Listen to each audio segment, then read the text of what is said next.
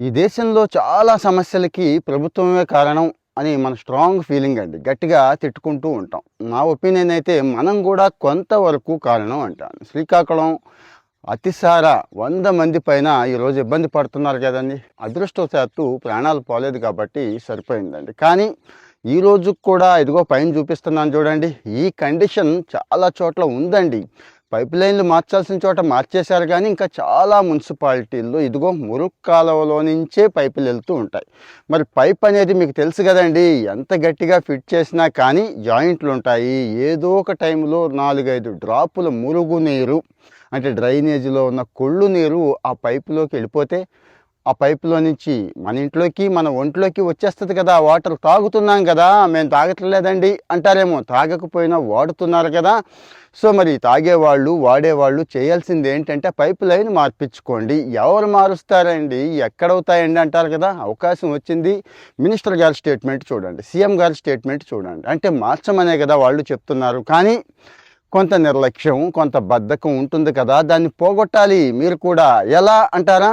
మున్సిపాలిటీల్లో అయితే పురమిత్ర అని ఒక యాప్ ఉందండి. ఒక పైప్ లైను మురుగునీరు సమస్యే కాదు, చెత్త దగ్గర నుంచి ఇంకా చాలా ఉన్నాయి. మున్సిపాలిటీల్లో ఉన్న ప్రతి సమస్య, మున్సిపాలిటీకి సంబంధించిన ప్రతి పని కూడా పెండింగ్ ఉంటుంది. లేకపోతే మిమ్మల్ని ఇబ్బంది పెడుతున్నారు, డబ్బులు అడుగుతున్నారు అనుకుంటే పురమిత్ర.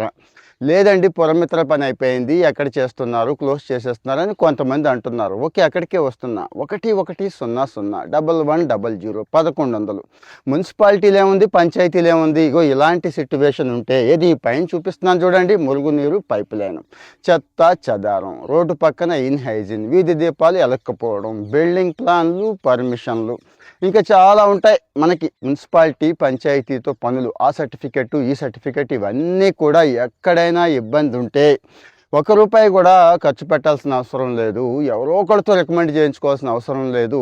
రోజుల తరబడి వెయిట్ చేయాల్సిన అవసరం కూడా లేదు. విత్ ఇన్ ది టైం చేసి పెట్టేస్తారు మీకు. ఎందుకంటే అక్కడ ఆడిట్ అని, ప్రీ ఆడిట్ అని చాలా వ్యవస్థలు పనిచేస్తూ ఉంటాయి. మీకు ఫోన్ చేసి మరీ అడుగుతారు ముఖ్యమంత్రి కార్యాలయం నుంచి, పని అయిందా లేదా, ఆఫీసర్లు ఎలా ప్రవర్తించారు మీతో అని చెప్పి. సో మరి ఇంత మంచి వ్యవస్థ ఉన్నప్పుడు ఉపయోగించేసుకోవచ్చు కదండి. నా సలహా ఏంటంటే ఉపయోగించుకోండి దయచేసి.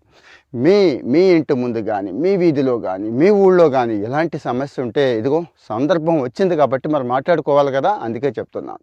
సో మరి ఇలాంటి మంచి విషయాలు ఎప్పటికప్పుడు ప్రభుత్వానికి సమస్యలకు సంబంధించిన విషయాలు అన్నీ కూడా నేను ఇచ్చే స్థాయిలో ఉన్నాను కాబట్టి అన్నీ ఇచ్చేస్తాను. మీదే లేట్, మరి ఫాలో అవుతూ ఉండండి. కాస్త ఇంకో నలుగురికి షేర్ చేయండి. మంచి విషయం కదా, అందరికీ ఉపయోగపడుతుంది. Thank you.